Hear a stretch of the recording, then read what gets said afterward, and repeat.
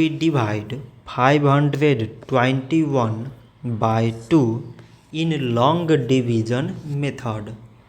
2 times 2 is 4. On subtracting we get 1. So again we put down this 2 and it is 12. 2 times 6 means 12.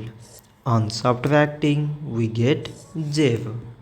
So now we put down this 1 and 2 times 0 means 0. On subtracting we get 1.